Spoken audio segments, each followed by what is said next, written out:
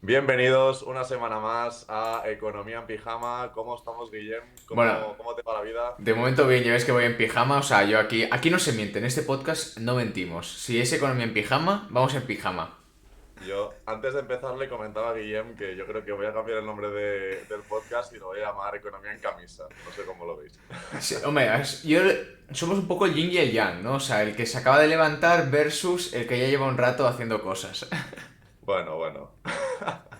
Lo disimulo bien, Exacto, pero sí, exacto. Vamos a dejar ese tema. muy No bien. Pues diremos quién es nada, quién. exacto. ¿Hoy de qué hablaremos, Guillem? A ver, ¿De qué nos hablarás? hablaremos, nada, una pequeña actualización de lo que pasó la última vez con, bueno, las temáticas que hablamos aquí en el podcast, que si no lo habéis Sí. visto, muy recomendable, ya que estuvimos ahí dando un poco de cera. Ujú. Entonces, Julia, ¿tú de qué nos hablarás luego? Pues yo hablaré de un tema que a mí me gusta mucho, que es el tema de la deuda, ¿no? En España se entiende la deuda así en términos generales como algo negativo y bueno, pues voy a romper una lanza a favor de la deuda porque la deuda no siempre es mala. Por lo tanto, hablaremos de deuda buena y deuda mala, qué es la diferencia y cómo podemos utilizar la deuda a nuestro favor como inversores. Exactamente. Y yo, como la última vez no pude pues, preparar las preguntas, Sí, vamos a ver qué preguntas nos hicisteis por Instagram y a responderlas tranquilamente. O sea que, perfecto. Julia, cuando quieras le damos. Antes de nada, si nos queréis seguir en nuestras redes sociales, Guillem, ¿dónde pueden seguir? A mí personalmente en CryptoBoy.btc en Instagram y en TikTok y CryptoBoy en YouTube. ¿Y a ti, Julia? A mí en Bolsa Expertos lo tenéis por aquí abajo y también si queréis leer un poco en bolsaexpertos.com. Y ya sabéis, por la calle no nos sigáis que no nos gusta. Exacto, por redes Lo, sociales lo sí, de, pero por la calle no. lo de siempre.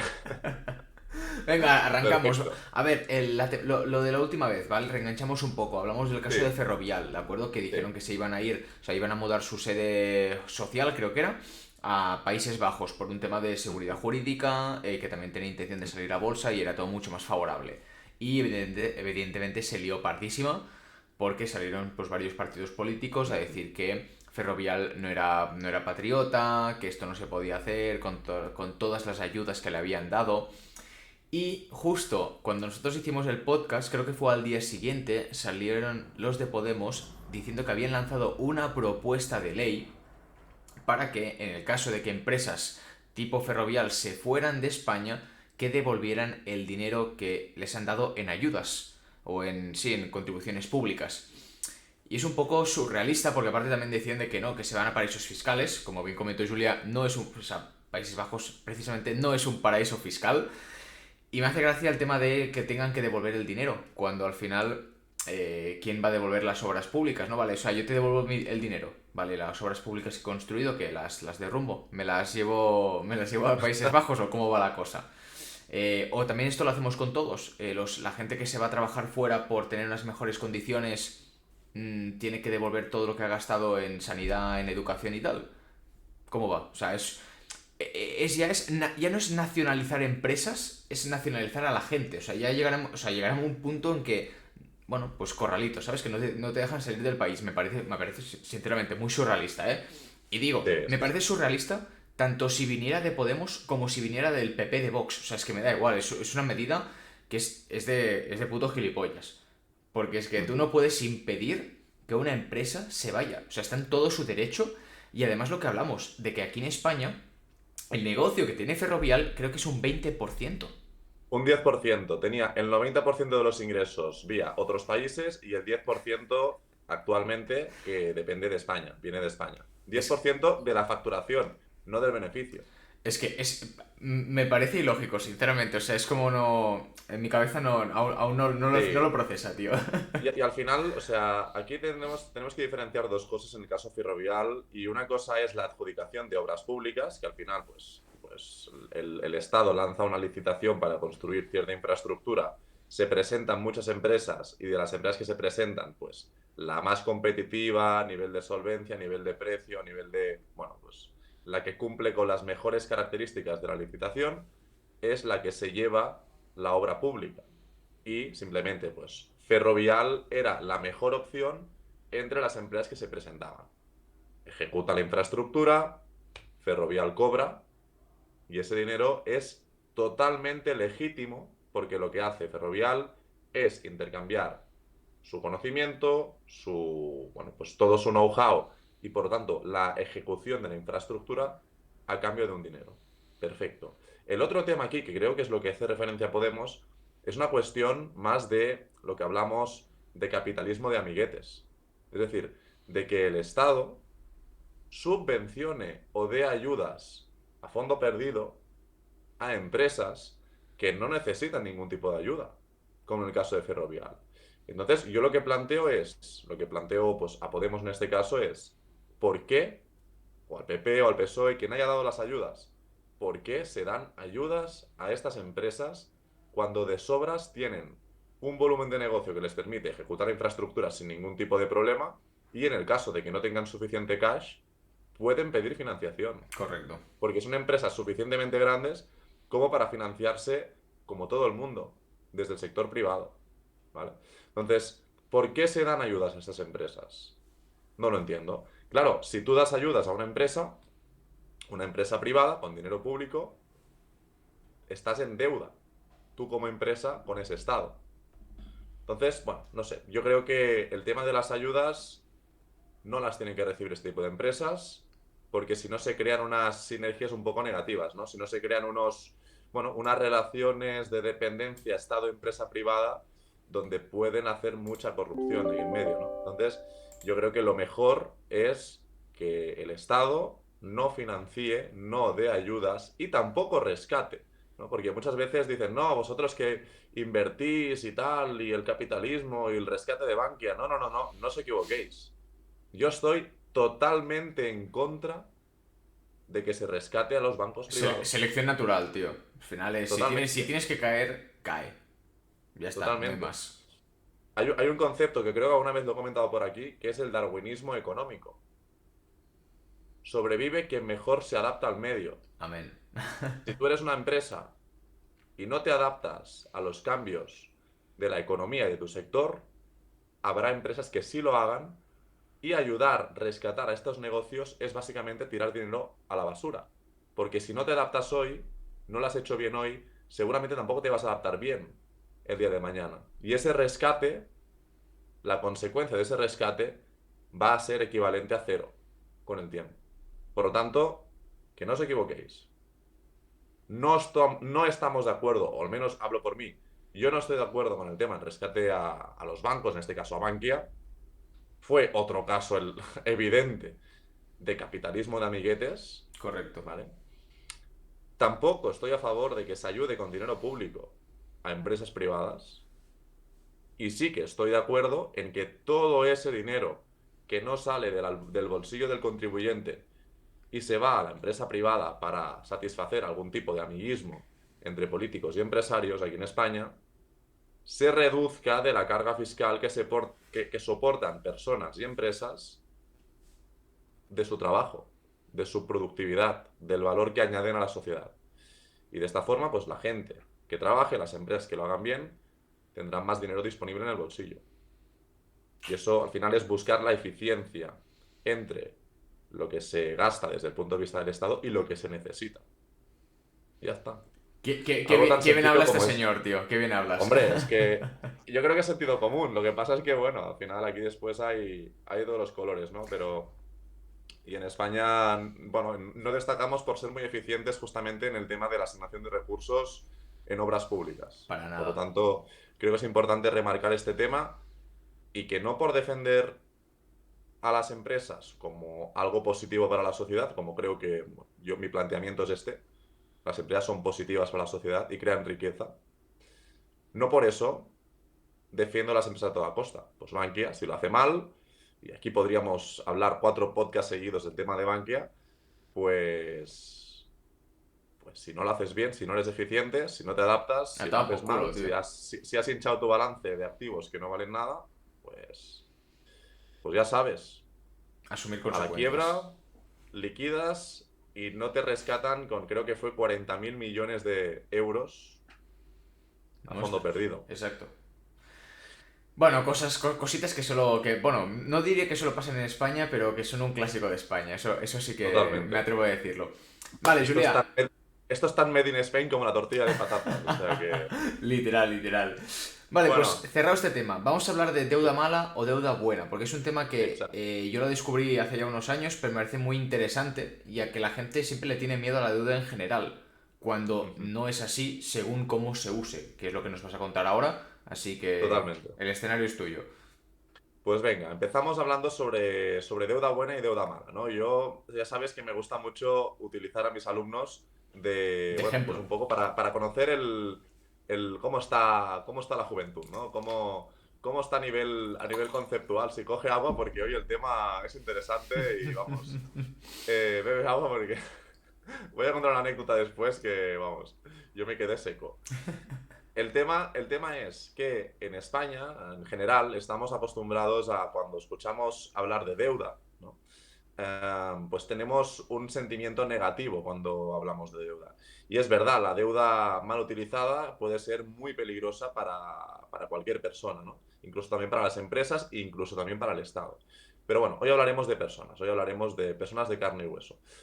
¿Y qué pasa con la deuda? Pues que tú, por ejemplo, cuando necesitas dinero para comprarte una vivienda, para comprarte un coche, para comprar algo que no te llega con tu dinero ahorrado, sueles utilizar deuda.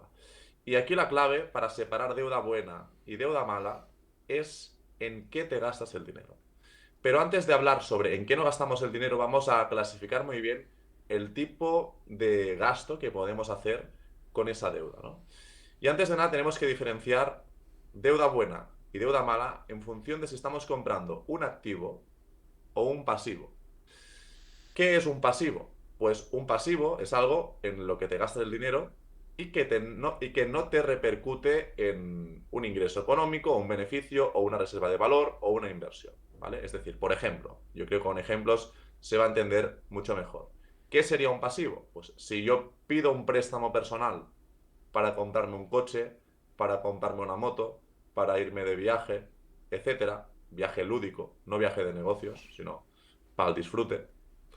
Todo esto, o para comprarme, no sé, cualquier cosa, para comprarme un iPhone, todo esto, el caso de los coches es el más evidente, a lo mejor, todo esto sería endeudarte para comprar un pasivo. Es decir, estamos comprando algo con deuda que no nos repercute en un beneficio económico a corto, medio o largo plazo y que además en muchos casos requiere de un mantenimiento y requiere pues de que nos vayamos descapitalizando, no solo por las cuotas para devolver el préstamo, sino porque ese producto que hemos comprado pues requiere un mantenimiento, requiere pagar una serie de impuestos, etcétera.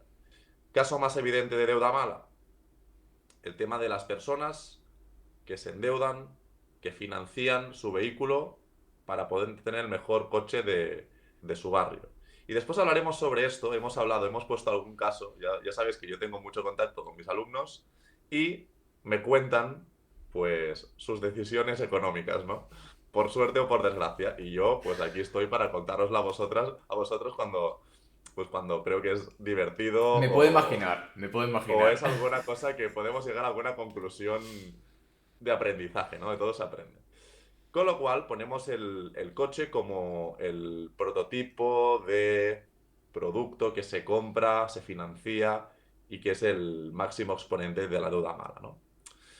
Después hablaremos del tema de los coches. Y después, para entender también a nivel conceptual qué es la deuda buena, pues la deuda buena es aquella deuda, aquel préstamo, aquella hipoteca que tú utilizas para comprar un activo. Es decir, un activo es aquel bien que te permite o bien preservar el valor de la inversión a largo plazo o bien poderle sacar un provecho a corto, medio y largo plazo. Por ejemplo, el caso más conocido sería el tema de los inmuebles, ¿no? Yo pido una hipoteca, pago un interés sobre el dinero que estoy pidiendo prestado al banco y de ese dinero, ¿vale?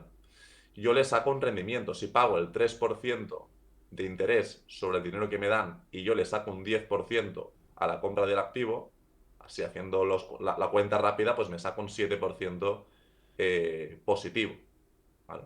Y eso sería un ejemplo de inversión a través de la financiación o apalancamiento. Recordemos que la deuda y el apalancamiento es un concepto que se utiliza para hablar cuando tú estás utilizando esa deuda para comprar activos, apalancamiento financiero.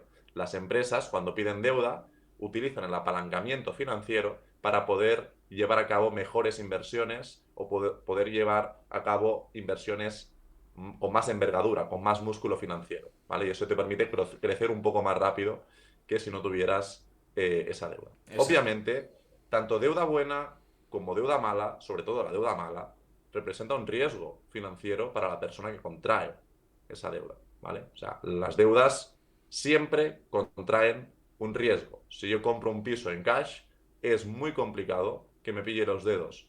Si yo compro un piso con deuda, aunque sea buena, si de repente el mundo, todo lo que tenía pensado que iría bien, todo va mal, y además hay una recesión, y además hay una guerra, y además, yo qué sé, el piso se me inunda, pues seguramente si tengo financiación y he pedido una hipoteca, tendré un coste fijo que tendré que ir pagando. Por lo tanto, ahí está nuestra habilidad también para hacer una correcta gestión del riesgo con estas No, operaciones, y que ¿no? además, Julia, o sea, cuando esto pasa, o sea, siempre tenemos que tener un escenario bueno, malo, medio, y que tú tienes que Exacto. tener una capacidad para poder, aunque, me lo invento, coges deuda para pagar para comprar un piso. Tú tienes que tener Ajá. capacidad externa para poder devolver ese dinero, aunque el piso no se alquile, que el piso se derrumbe. O sea, tú no tienes que contar, no, pues yo devolveré el préstamo con lo que gane del piso del alquiler. No, o sea, tú tienes que tener también una fuente externa que te permita poder asumir el coste de esa deuda, o sea, lo que tienes que devolver más Ujú. los intereses, por si el piso no te fuera bien, porque puede pasar. Exacto. Y aquí también, si seguimos con el tema de los activos y de la deuda buena, que es un concepto muy interesante, después hablaremos de la deuda mala, dejamos la anécdota para el final.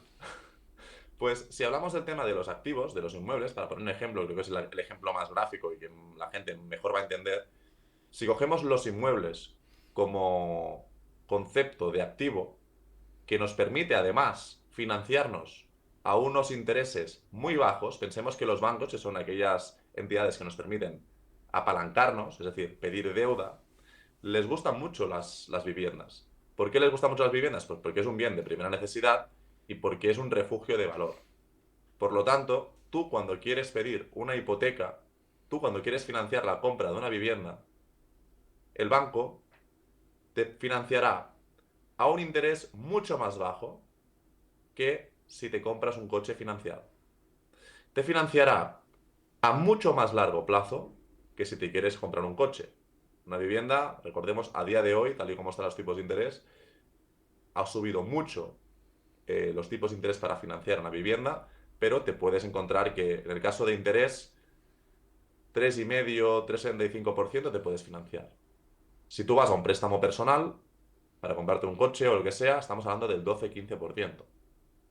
Entonces, a los bancos les gusta la vivienda. ¿Por qué? Porque es un bien de primera necesidad. Los bancos no son inmobiliarias, pero si tú no pagas el préstamo, tienen una garantía, que es el activo, es el inmueble, que pueden vender y que pueden liquidar la deuda. Exacto. Por lo tanto, es como un seguro. Bueno, el banco está más tranquilo, te financian a mejores condiciones, ¿vale? De esta forma, tenemos que es un mejor interés, 3,5%. Te financian con un mayor plazo. Un préstamo personal lo tienes que devolver a 5, 8, 10 años como mucho. Una hipoteca, hay hipoteca hasta 40 años. ¿Vale? Y tercero, pues que al final, en España, somos un país de grandes propietarios, o sea, somos un país de propietarios. Nos gusta tener en propiedad la vivienda y por lo tanto, digamos que el precio de la vivienda, si miramos el histórico, pues ha tenido bastante demanda y lo que ha provocado es que los precios, también ayudado por la inflación, obviamente, pues hayan ido aumentando. Por lo tanto, el banco a una hipoteca a 30 años sabe que dentro de 30 años seguramente el activo valdrá mucho más. Por lo tanto, bueno, pues es un seguro, ¿no? Y respecto a los riesgos que asume la persona al financiar este tipo de operaciones, ¿qué nos pasa? Tenemos riesgos, es evidente. Se nos puede, yo qué sé, romper cañerías y dejar la casa hecha un asco. Si dedicamos este activo a invertir, que sería ya, pues, el claro ejemplo de deuda buena, ¿no? Lo que decíamos antes.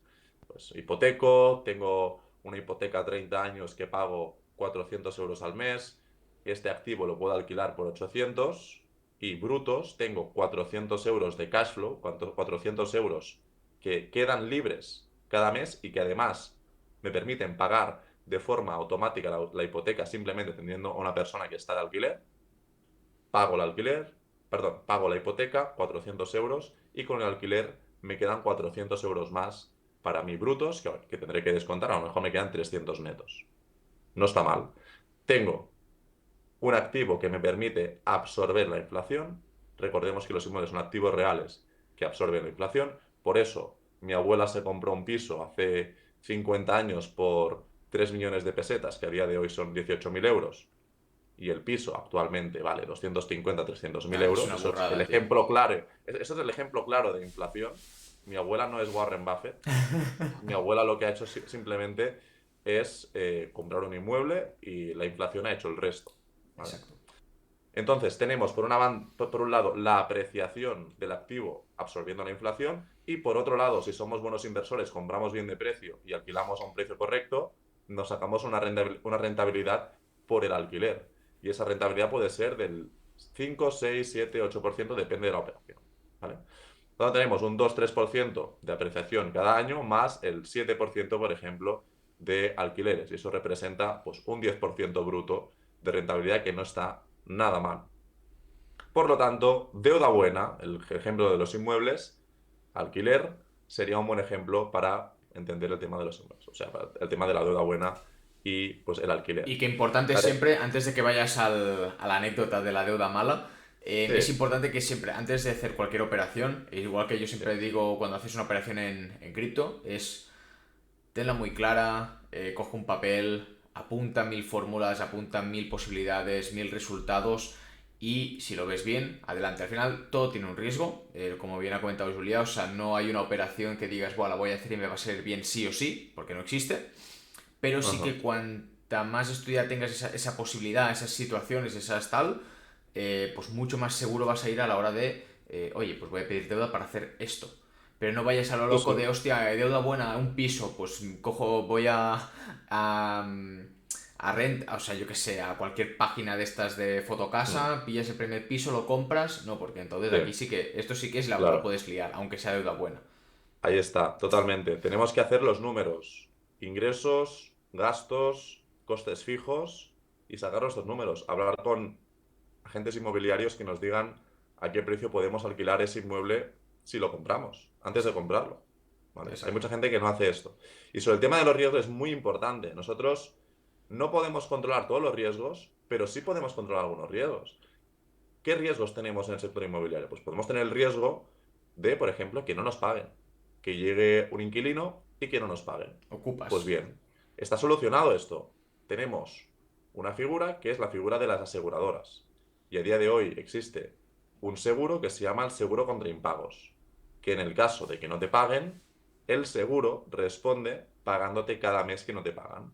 Por lo tanto, eso lo que te da es más aire ante un riesgo y lo que tienes que pagar para cubrir ese riesgo es un precio muy aceptable. Entonces yo todos los pisos que invierto, que ayudo a que otra gente invierta, van con seguro contra impago, 100%.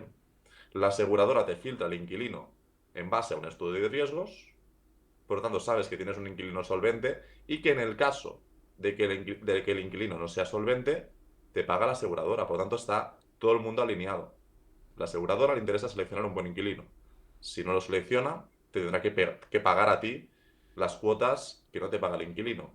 Y además, el seguro contra impago también te permite gestionar todo el tema de que la persona abandone el inmueble en un tiempo ajustado. Y eso, de todo esto se encarga la propia aseguradora. Por lo tanto, yo creo que es obligatorio a día de hoy, tal y como está en España, el tema de los impagos, las ocupaciones, etcétera, tener un seguro contra impago. ¿Vale? Después también tenemos, pues tienes un inquilino que está un poco loco, pues seguro contra actos vandálicos, seguro de vivienda, si se quema, si hay algún problema, tal, seguro de vivienda, que te cubra bien si hay algún incendio, si hay algún robatorio, algún robo, perdón. Todo eso son riesgos que existen y que podemos cubrir a día de hoy a un precio bastante ajustado. Nos seguirán saliendo los números y de esta forma, pues, cubrimos ese riesgo y maximizamos pues, la seguridad en esa inversión. ¿Vale? Nos aseguramos que esa inversión, que esa deuda sea buena y que nos dé una rentabilidad. Hablando ya, cerrando el tema de la deuda buena, abrimos el melón de la deuda mala. Y aquí pues también quiero poneros un ejemplo. Hace unas semanas hablamos sobre el caso de uno de mis mejores alumnos que, bueno, pues que hablando de temas de inversión, se quedaron al final de la clase, estuvimos hablando de temas de inversión, les hice una pequeña masterclass y cuando llegó el momento de que les dije, sobre todo, sois jóvenes, estáis en la universidad, estáis a punto de acabar la carrera, ahorrad, trabajad, ahorrad e invertir. Trabajar, ahorrar e invertir. Y no os compréis, les dije, antes de saber nada, no os compréis el mejor coche del barrio. Ya os acordáis que os conté que uno de ellos pues sacó las llaves del Porsche, me las puso encima de la mesa y me dijo, Julián, me he comprado un Porsche Cayman hace 4 días. Y yo dije, bueno, no es la mejor decisión a nivel financiero, disfrútalo y ya lo venderás. Pues bueno, hace un par de días, hablando con otro alumno diferente de otro sitio diferente, me decía que ese tenía 18 años. Lo perdonaremos porque seguramente tengo muchos pájaros en la cabeza. Demasiados. Pero alumno con 18 años que le gustan mucho los coches, a mí también, pero no tengo un coche caro ni mucho menos. Y me dice, mira qué coche me quiero comprar. Y me enseña el móvil, ¿no? Y veo que es un Mercedes AMG, a los que no entendáis mucho de coches, es un coche que tiene como 500 caballos y que de segunda mano en ese caso valía unos 50.000 euros. Y el anuncio tenía varias cosas interesantes. Si lo comprabas al contado, es decir, pagando con dinero que tienes ahorrado, costaba, creo que era 55.000 euros. Y si lo financiabas, te costaba 50 o 51, algo así. Y le dije al alumno, ¿pero esto te lo quieres comprar o qué? ¿O solo me lo enseñas para ver pues, lo bonito que es el coche? No, no, no, me lo quiero comprar. Digo, vale, te lo quieres comprar, pero... Primer punto, ¿tú trabajas? No, no trabajo, todavía no trabajo, pero bueno, este verano ya empezaré a trabajar. Empezaré a trabajar. Madre mía, tío. Después le digo, pero si no trabajas, tendrás ahorros para comprarte este coche. Dice, no, no, no, no tengo ahorros. Bueno, tengo poca cosa de ahorros. Y yo, vale, empezamos mal ya. Y después me dice, bueno, yo le digo, entonces, ¿cómo te lo vas a comprar? Si no tienes trabajo ni tienes ahorros, ¿cómo te vas a comprar un coche de 50.000 euros? Y me dice, bueno, pero lo puedo financiar. Y me enseña el móvil y me dice, mira, fíjate, si lo financio, me ahorro 4.000 euros. Y si lo compro al contado, pago 4.000 euros más.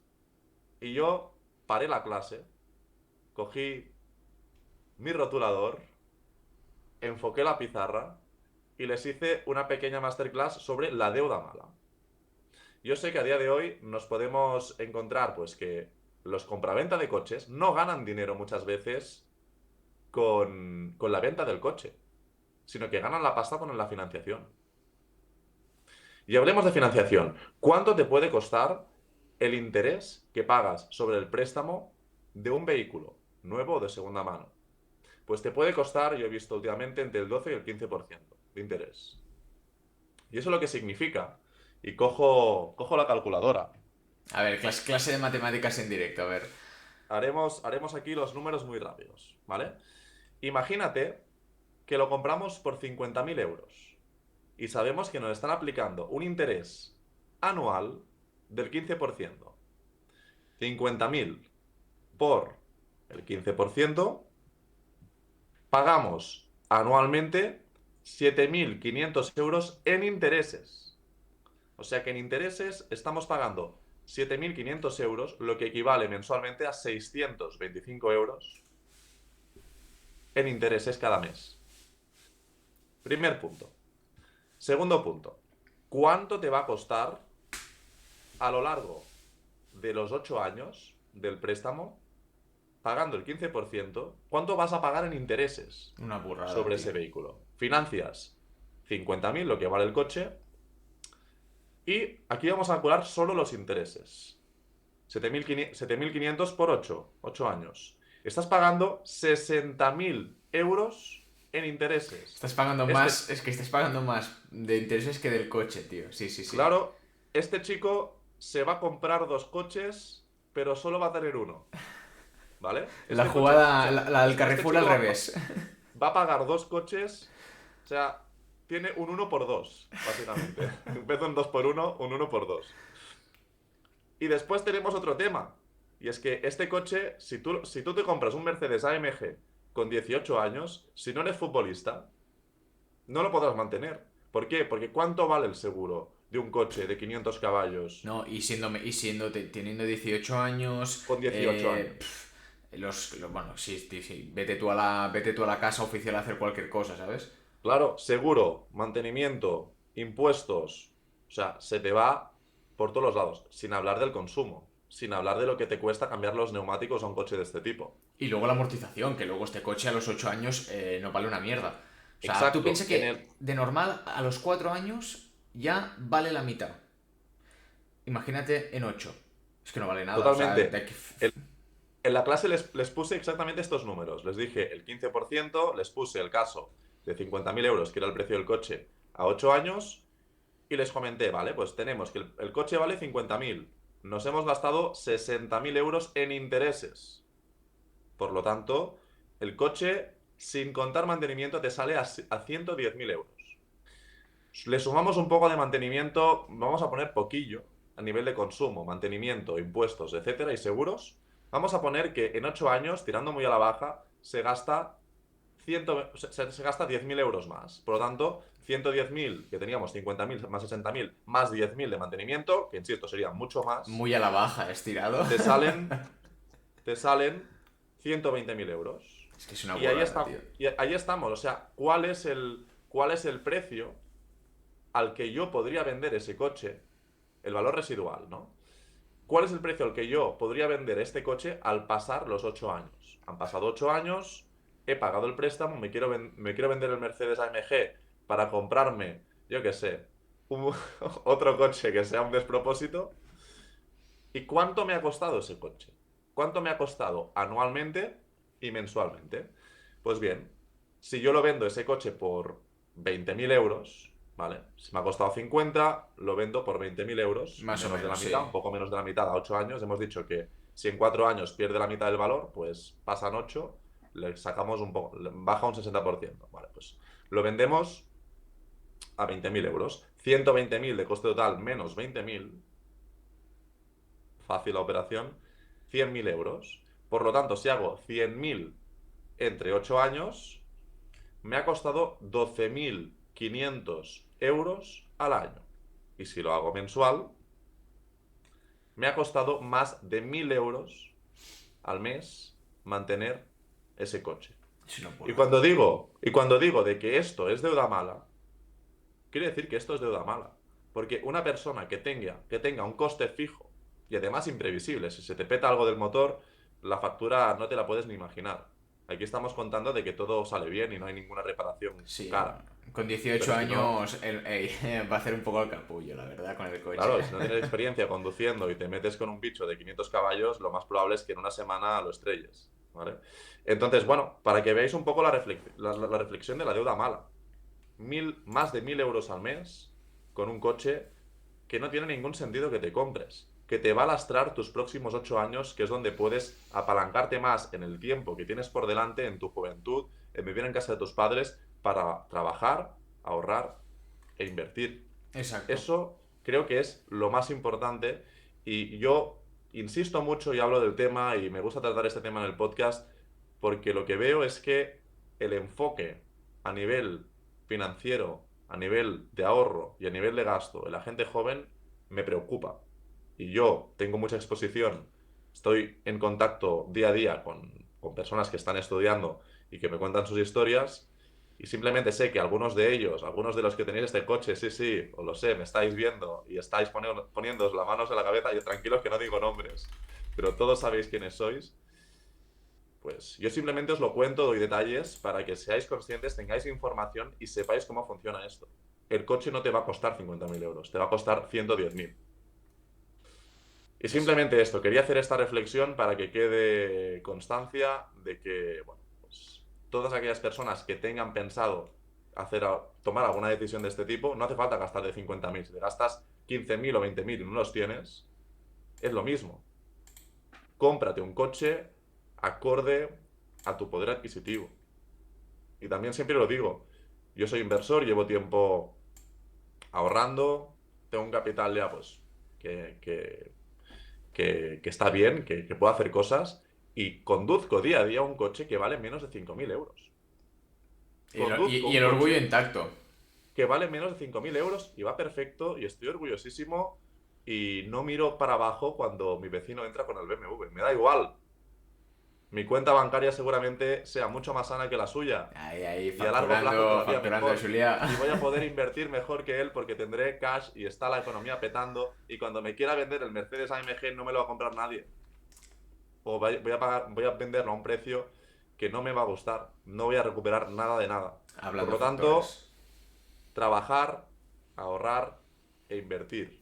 Muy importante. Y los coches ya vendrán cuando tengamos una posición financiera mucho más fuerte. Exacto. Al final es normal que con 18 años tengas la vena, todos la hemos tenido, sinceramente, o sea, Sí. no eres el único y que te digo, creo que esto lo comenté, no sé si en algún podcast de aprovecha en casa a tus padres, ahorra al máximo, vive tranquilo, no hagas el gilipollas, lo puedes hacer de vez en cuando, todos somos jóvenes y lo hemos sido, pero con cabeza, como bien dice Julia.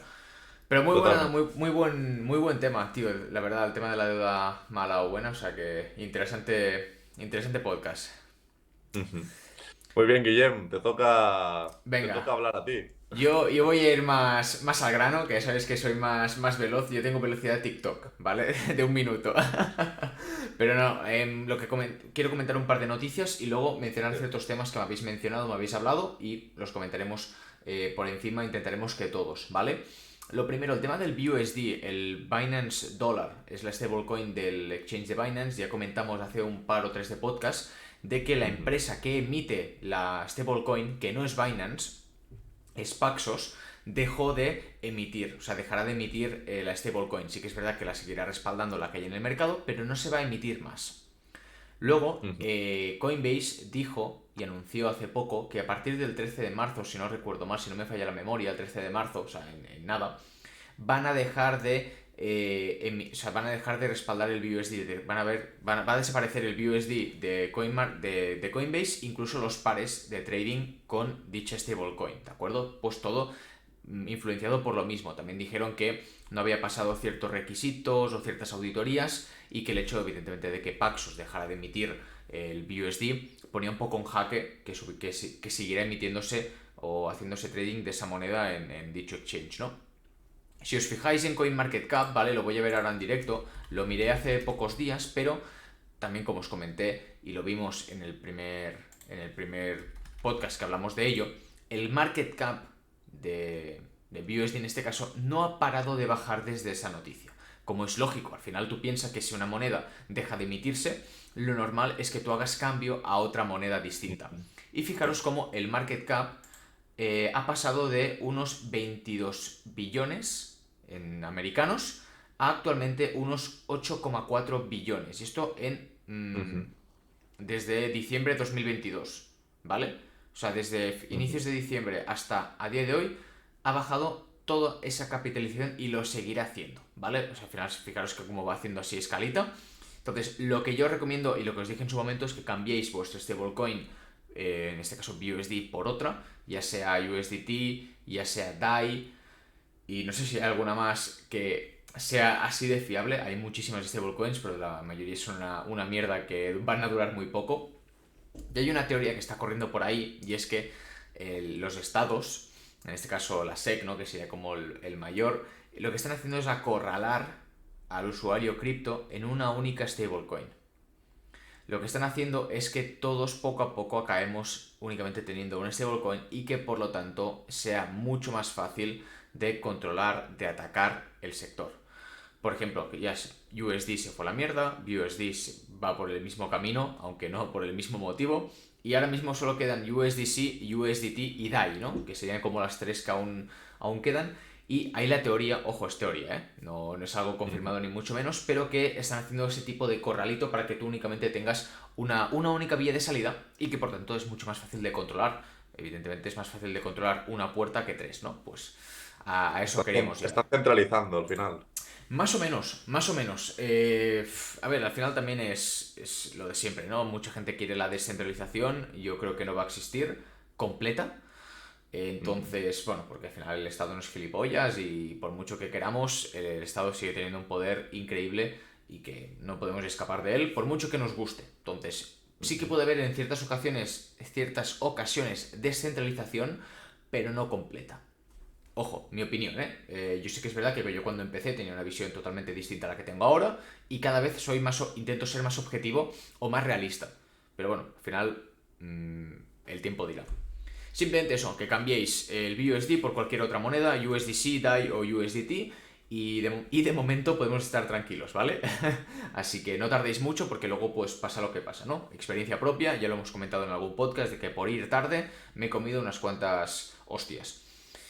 Entonces, luego hablamos de Outer Ring y de Gamium, ¿vale? Son dos proyectos que sabéis que, bueno, pues he hablado de ellos alguna vez, hemos mencionado y que últimamente han tenido una subida muy interesante. Gamium subió, si no recuerdo mal, un 400, un 500% en un solo día, ¿vale? En un solo día debido a una asociación con Telefónica y Meta. Meta, el antiguo Facebook, para que, si no recuerdo mal, puedan utilizar las tecnologías de la empresa de Meta para sus desarrollos propios. Que al final, joder, pues quieras o no, es un partner muy tocho y el hecho de que puedan utilizar tecnologías avanzadas permite que el proceso de los objetivos que quiere cumplir Gamium se aceleren muchísimo más. Incluso está confirmado el partner porque Meta justo en el tweet que puso Gamium comentó, o sea que no es eso de que se lo inventasen de la nada. Y incluso tengo algún amigo que me dijo, hostia, Guillem, me subo al tren, al tren de Gamium y dije, cálmate, porque o sea, es lo de siempre, tú no puedes comprar algo que ha subido un 500%, es una puta salvajada, o sea, no tiene ningún tipo de raciocinio, ¿vale? Y le dije, cálmate, espera que todo baje, no te aceleres, lo de siempre. ¿Qué pasa? Que tal cual digo esto, subió de los 3 ceros 57 a los 003, a los 004, 003, una cosa así, una auténtica burrada. Y desde ese día, y han pasado a lo mejor una semana desde el anuncio, ha caído un 47, un 50% más o menos. O sea, imagínate que tú hubieras comprado en el pico del hype ahí, no, guau, Meta, se va a disparar, esto es la polla, no sé qué. Ya tendrías un 50% menos de tu capital. O sea, pones 1000, te quedan 500. O sea, por eso digo que no es que sea mal proyecto, yo tengo GMM, simplemente es que tienes que saber diferenciar cuándo es un buen momento y cuándo no es un buen momento de entrar. Y ya está, no es nada más. Y lo mismo pasó con Autoring, con GQ, ¿vale? Que lo que quería comentar de ellos, lo del precio ya lo comentamos y el tiempo nos dio la razón, ¿vale? Simplemente es que ahora, este 15 de marzo, para la gente es que justo me va muy bien este tema porque estuve haciendo una conferencia en Pamplona el otro día en el CEIN y me vino un chico que su intención es adquirir lands, es decir, tierras de proyectos cripto, de metaversos, como sería Decentraland, Sandbox, Outer Ring en este caso, y lo que su intención era alquilarlos.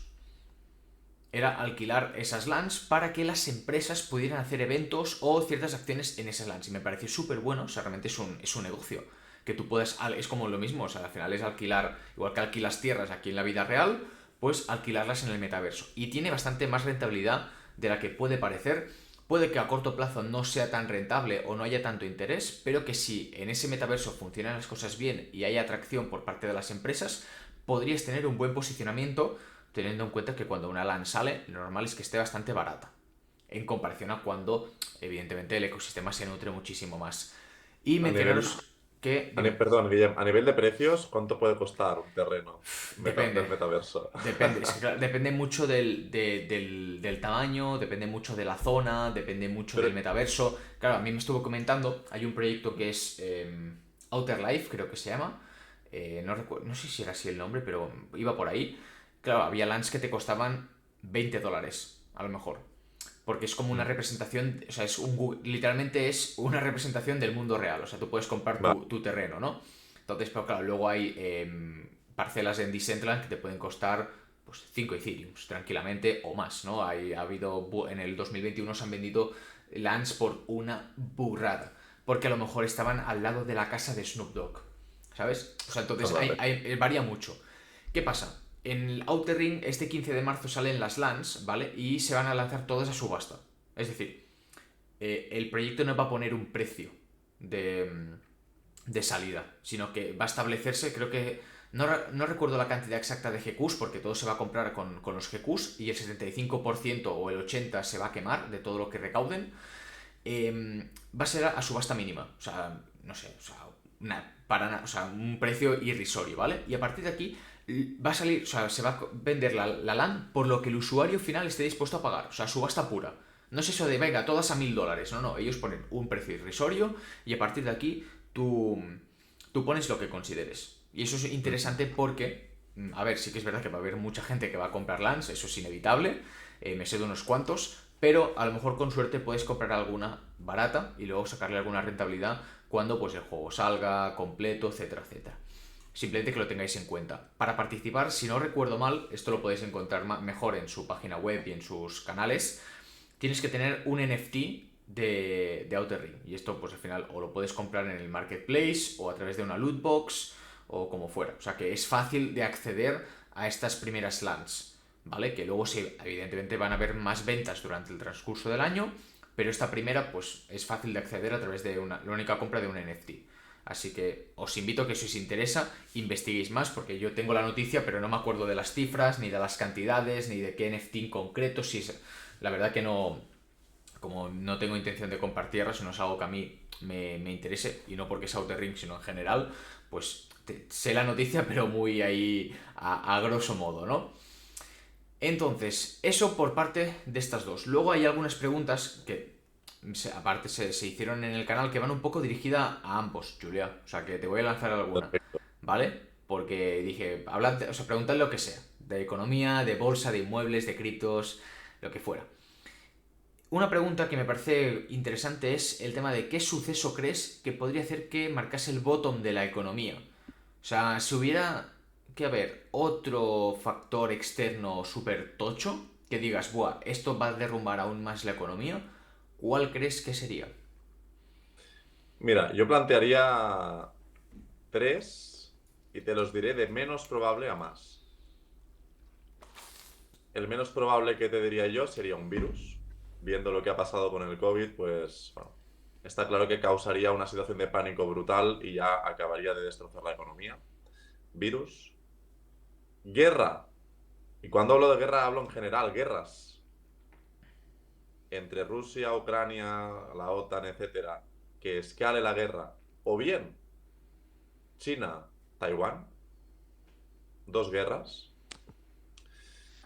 Y este lo veo más probable que un virus. Y el tercero, y yo creo que es el más evidente, y esto es el tercero, estoy seguro que va a provocar una recesión. Lo que no sé es cuándo y cuánto daño va a hacer a la economía. ¿Vale? Y es el tema de la inflación y la subida de tipos de interés.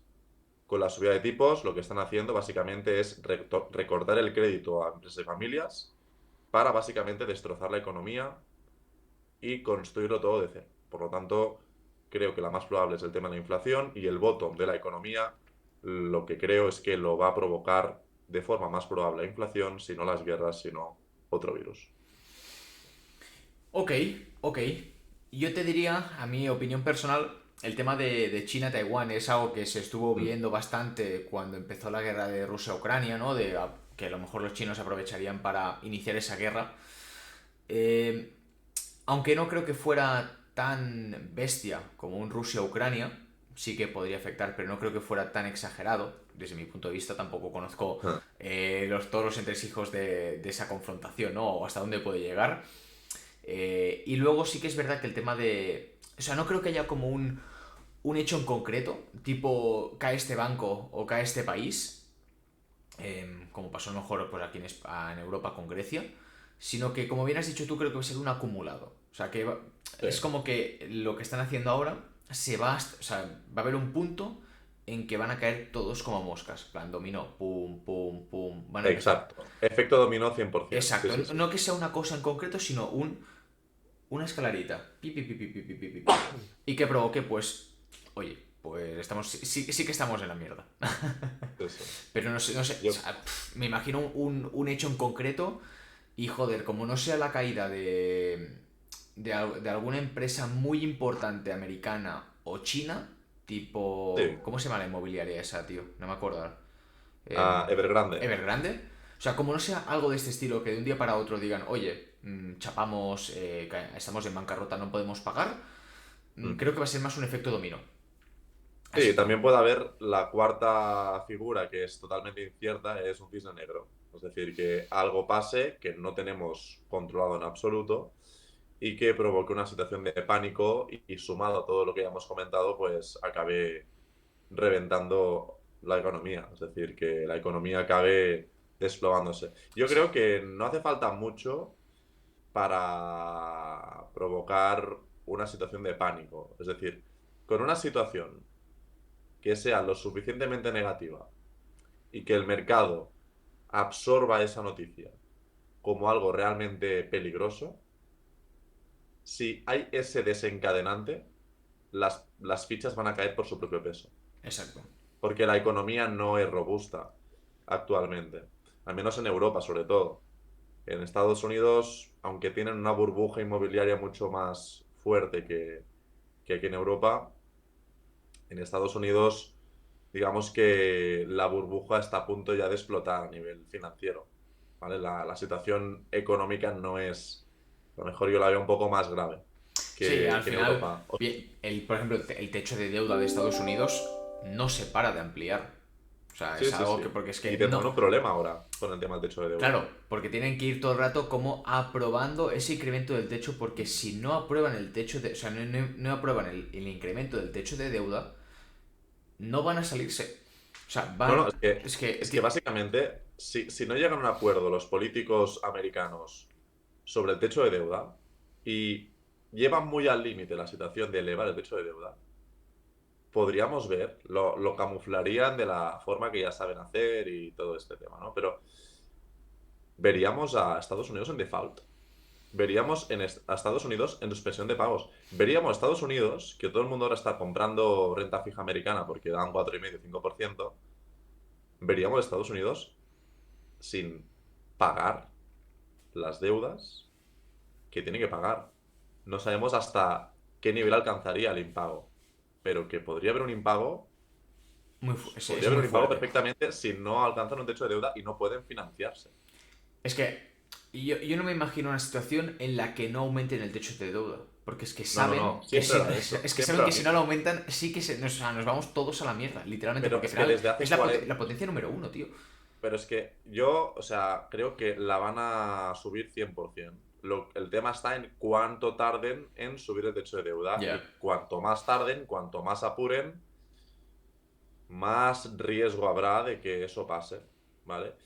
Al final está claro que van a subir el techo de deuda. Es una forma de negociación política el hecho de no subirla y apretar.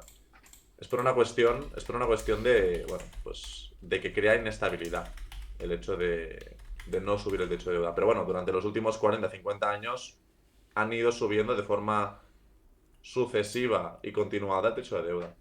Con Es lo que cual, es, que es una todo indica burrada, que ¿eh? va a ir subiendo. Creo que el techo de deuda son 31 trillones de dólares. O sea, porque aquí pone actualmente fijado en 31.381 billones. Que bueno, que serían 31 trillones Sí, si, sí, sí. si los Sí, sí. números no me fallan. Sí, con tantos ceros ya me mareo, Y yo, pero sí. sinceramente, yo no sabría cuántos ceros tiene los 31 trillones. O sea, más o menos, pero que llega un punto en que su puta madre, ¿sabes? O sea, Sí, sí. cuidado porque no son números pequeños. No estamos hablando de Totalmente. la deuda de España, estamos hablando de la deuda de la potencia number one, ¿sabes? O sea, Sí, sí, sí, sí, totalmente.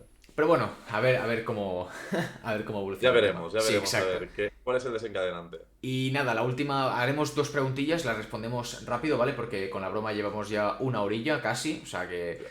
Sí, sí, últimamente nos gusta hablar, Julia, estamos charlatanes. Pera estará cabreado con nosotros, ¿eh? Tiene que hacer malabares para encajar el programa. Lo siento, Pera, desde aquí un abrazo fuerte. Me preguntan si recomendamos la tokenización de inmuebles, ¿vale? En este caso, yo siempre digo que la tokenización de inmuebles, en mi opinión, ¿vale? Sin haber entrado mucho en detalle, es lo que digo siempre. La blockchain no soluciona, no es la panacea, ya que la tokenización de inmuebles ya existía y se llama crowdfunding.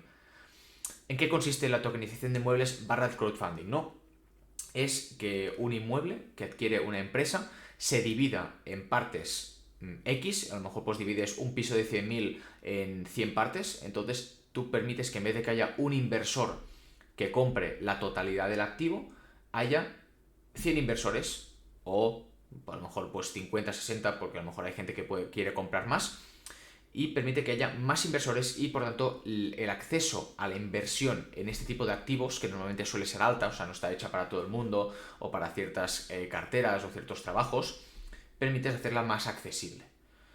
Entonces, la tokenización de inmuebles al fin y al cabo es aplicar pues al crowdfunding que ya conocemos, la blockchain. Al final, tú lo que haces es coger un activo, lo divides en NFTs, o sea, en tokens, que representan un porcentaje de dicho inmueble. Tú lo compras, adquieres el derecho de deuda, que no es lo mismo que tener la propiedad, cuidado, es muy distinto, al menos en España. Y luego, esto sí que te permite, pues evidentemente, recibir una recompensa de lo que se genere mensualmente por el piso o por la compraventa del mismo.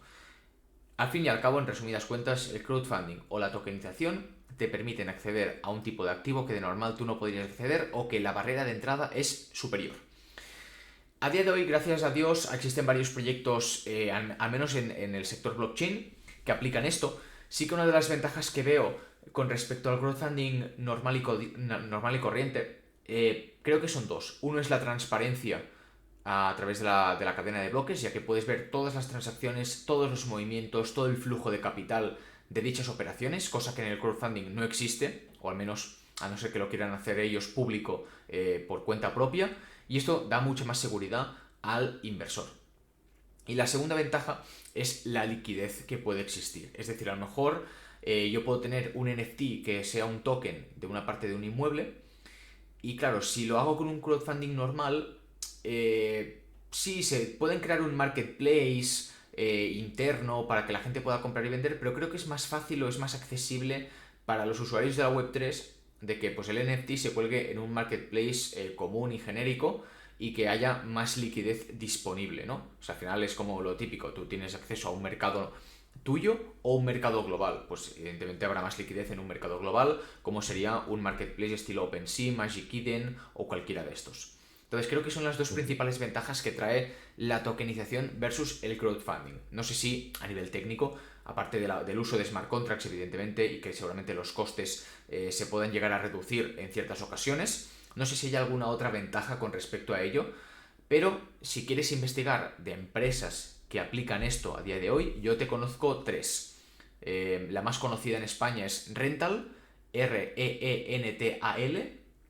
Luego está Hausera y Immobilize, que creo que son de Andorra, si no recuerdo mal. Entonces puedes investigar las tres, ver cuál te parece más interesante y probar. Al final creo que el acceso mínimo normalmente son $100, así que yo siempre lo que digo es, hostia, $100 es una barrera de entrada muy baja para el 90% de los usuarios que nos están escuchando. Entonces, puedes ver una oportunidad y puedes probar de poner 100 euros a ver cómo va. Yo siempre digo que no te puede gustar algo si no lo pruebas antes. Entonces, haces esa inversión, pruebas y es un poco cómo funciona. No te esperes la rentabilidad de la hostia, porque al final es un piso y vas a recibir sobre $100, pero ya te puedes empezar a introducir en el sector inmobiliario o al menos en este subsector, ¿no? Que sería la tokenización de los mismos. Muy buena respuesta, Guillem. Yo solo añadiría un par de cosas desde el punto de vista del mundo, digamos, real, de la inversión real en inmuebles. Y es que la tokenización de inmuebles es lo que has dicho, ¿no? La principal ventaja es poder invertir con pequeñas aportaciones de dinero, 100, 200 euros, en inmuebles, que de otra forma, pues si quieres comprarte un piso, pues necesitas mucho más dinero, necesitas mucho más capital. Y en el, digamos, en el sector financiero tradicional en el que yo toco, tenemos también alguna opción. Por ejemplo, los REITs, Real Estate Investment Trust, es un vehículo de inversión, es como un fondo de inversión, donde los fondos no están invertidos en acciones, sino en inmuebles.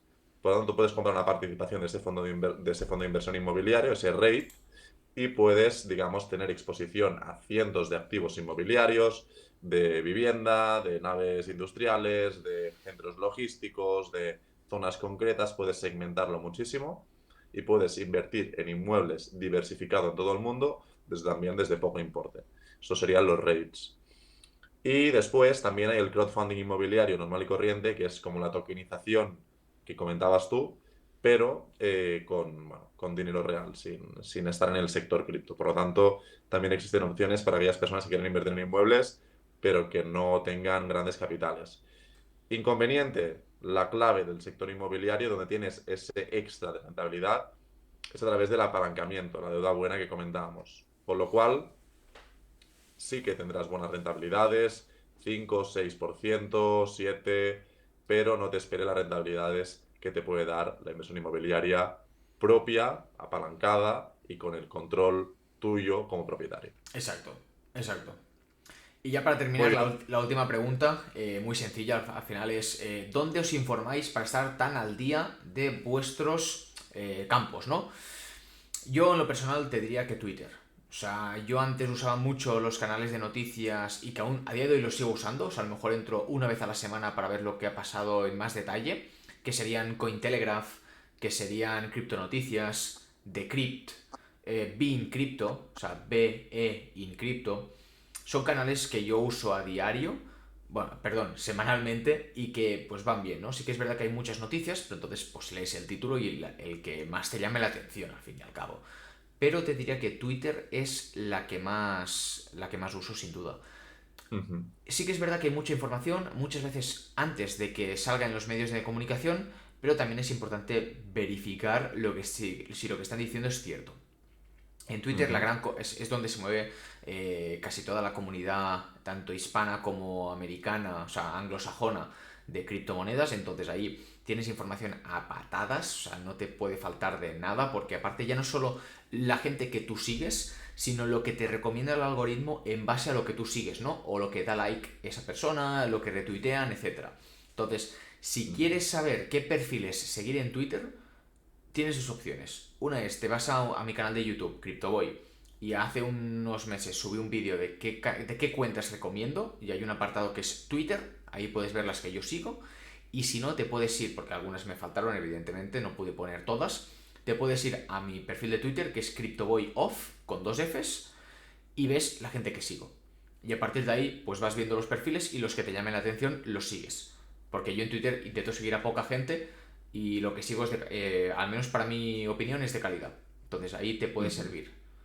Y es lo único que uso para informarme. Algunas stories de algunos usuarios en concreto, pero el mayor flujo de información que leo es en Twitter, 100%. Ujú. Yo por mi lado utilizo pues Instagram, siguiendo también a las cuentas adecuadas de Instagram y al final me interesan diferentes temas de inversión, geopolítica, etcétera, pues sigo a cuentas tanto de usuarios que cuelan contenido como también de periódicos digitales vía Instagram. Después también en YouTube también sigo a personas que publican vídeos diariamente y hacen un muy buen análisis sobre la situación económica, política o los diferentes ámbitos que a mí me interesen. Y en Instagram, sobre todo también, Bolsa Expertos. Bolsa Expertos No falla. es mi fuente de información de confianza. No, al final, toda esa información que yo leo durante el día y que creo, de vez en cuando encuentras esas perlitas, ¿no? Esos gráficos, esas tablas que dices, hostia, eso es interesante. Pues yo todo eso lo cojo y lo cuelgo en Bolsa Expertos. Por lo tanto, también es un filtro de aquello que yo considero más importante de todo el contenido que voy consumiendo a nivel de noticias, etcétera. También webs de periódicos digitales de toda la vida, para contrastar un poco qué dicen las personas, los analistas, qué dice la prensa tradicional y bueno, qué dicen el resto de cuentas. Hago un mix de todo esto y a partir de ahí me formo mi opinión. Pues perfecto, pues Julia, pues ya Muy estaríamos. bien, Buen podcast, bastante extenso, pero bueno, sí, oye, de vez en cuando una orilla no viene mal escucharnos. muy bien. Pues nada, Guillem, dejamos aquí el programa. Esperemos que os haya gustado el programa de hoy. Hemos hablado de cosas creo que bastante útiles para vuestro día a día. Nada, acordaos de suscribiros al canal si os ha gustado el podcast, nos das like y también nos sigues en nuestras redes sociales que las hemos comentado antes, las tenéis también aquí abajo y nos vemos el próximo programa. Que vaya bien, familia. Hasta pronto. Adiós. Chao.